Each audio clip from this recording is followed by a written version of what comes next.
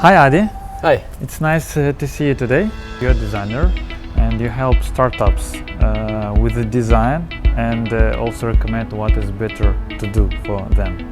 Can you introduce yourself? Yeah, as you said, my name is Aadi. I've been working on design field more than 20 years now. I mostly worked with corporates, really big ones, and more software oriented. So I really love UX, like how the user gets the experience, and the emotion is important for me. And I've also designed the big events in Estonia. Startup Day, I was designer there, and I'm also teaching design at the art school, and currently I'm working at the University of Tartu as a creative director. So I think for startups it's really important to focus on where you're going to spend your money on design. You cannot do everything yourself because design professionals have learned this for at least 4 years usually to get their degree. And to compete with corporates, spend all that money on the quality, it's also not very good for the budget.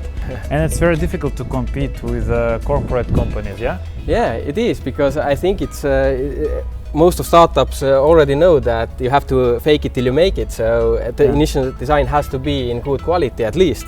It cannot be like something you just do, but to have a good sign, and the sign doesn't need always to be like icon, it can also be the words, but it has to be designed like a specific brand, and to have some elements, how to use photos, how to use a cover.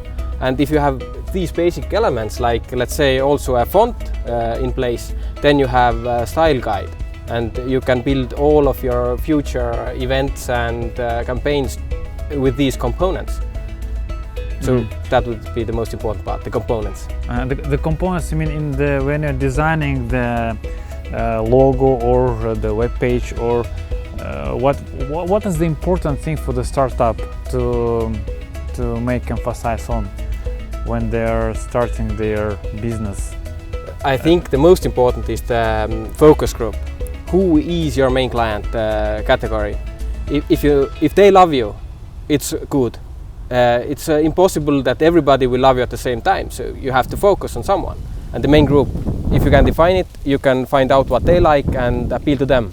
So as a designer, you recommend to find out who gonna be your audience, and then according to that audience, you need to think about the logo, about the visit card, about the appearance of your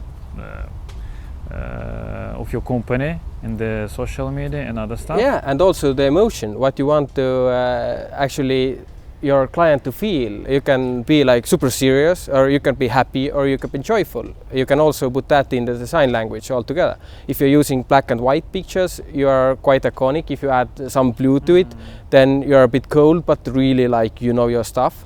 And you can use bright colors to be happy, and of course if it's about the environment, then there is some color coding to use there. With the logo you can basically go into two directions. One is that your sign will say exactly what you are doing, what is your main product, what is meant for, and the other is more abstract. So the one way has it, but the benefit is that the logo will already say something about you, but when you pivot, you start to do completely something else, or your product develops to be something else. You cannot use it anymore, you have to change it out to get something new. But if you're using the abstract, you can use this for a long time, and you can build many products under one umbrella and have a system like that. There's something that has to be. It doesn't have to be the logo, but it has to be your name. And if you're using font, it will be like kind of your name, and the font you're using will be your sign. And then main color themes, like you can play with color themes, like to add some color seasoning or once or twice, but the main thing should be the same. For the process, I recommend that first you contact a designer and you tell him that you need these basic elements, and then you need the ability to produce your own materials. For that you don't need the expensive Adobe software like Illustrator and Photoshop, but you can use much cheaper Affinity software, which is Designer and Photos. It's only 50 euros once per lifetime for one program, and you can basically do the same work. So if your designer gives you a template file where you can edit the text and change the picture, you can actually produce your own stuff based on that. But as a designer, you also help to create the logo, and because it's also important, as you tell, will it be black and white, will it be contrast, or will it be like a cartoon? That's why I think for the startup it's also important to have a designer who gives some ideas about how to present its company, so the people when they will see the logo, they start to think something. As you say, if black and white, it's some iconic type of things, but if it is colorful, it's already a bit another meaning. Yeah, there is no general right answer. It has to be every time started from the scratch. And as a designer, my job is to ask the uncomfortable right questions, because everybody would say, I want everybody to love me. Everybody has to like it, but that's just not going to happen. Working as creative director in the university, which companies do you help, and which type of startups, on which stage startups do you help? The startups that they just created, or on the stage number 2 or stage number 3, or do you have any specific vision of the company that you're working with? Well, I haven't ruled out any stage, but I like mostly start from the beginning, that there is nothing established yet, everything is potential, everything is possibility. Then I can offer most of my experience from the past, working with different nationalities, and also just subjective taste, because that taste is always different, and there cannot be one right one, but you have to choose the target group again, and then maybe have some good friends or family or people from your workplace who represent that group, and then really trust them. Then don't argue with their taste. Your recommendations for the companies that gonna just search for the designer? I think it's always best to ask.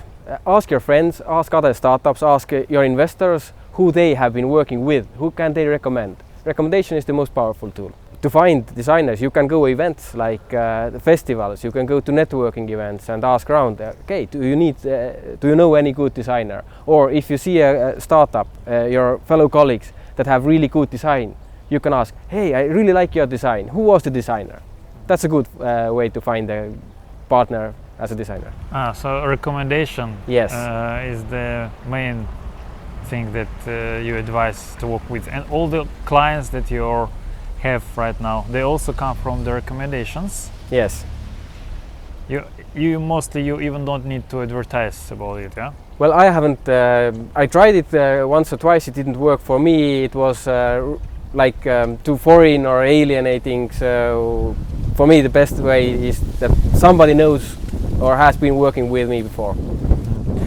And also the question about the colors in the visit cards that all the business and the startups, what do you, of course it depends on the audience, but what do you recommend, what type, do you need to have a colorful or visit card, or should it be black and white, or?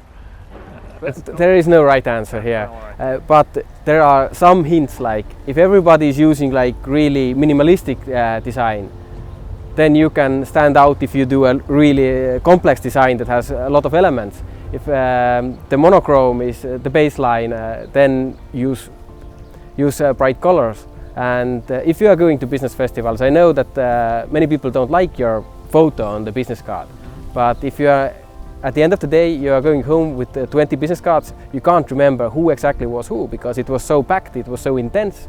So using photo actually helps a lot. It's very practical. Oh, it's a very good feedback actually, to have your photo on a visit card. Maybe it's not very beautiful, but it's much more practical to have on the visit card. Yeah, it's a nice feedback for the summit. And you've been preparing this type of the visit cards as well, or you've been designing this type of things? Of course, even the picture can be really small, like almost like a computer icon, but it's still, you can recognize the person, and you know, okay, this was this guy I talked about these topics, and the people feel the emotion. They can remember what they felt during the conversation, and then the connection is done. The last question about the environment, design environment in Estonia. you're working mostly in Estonia, and Estonia actually is not very big country. The population is not so big like in, but actually it's like maybe in Norway, maybe a bit less. What's your design environment? Is there a lot of designers? Are they creative? Are they popular in the Europe in comparison to the Nordic countries, for example? I think that there is very many good designers in Estonia, much more than there are good businesses. So we have a couple of really good schools, and that way we have a lot of designers. And our home market is so small that to get along as a design agency, you need to have contacts outside. The export is needed for designer. Okay, thank you very much. Thank you. Yeah.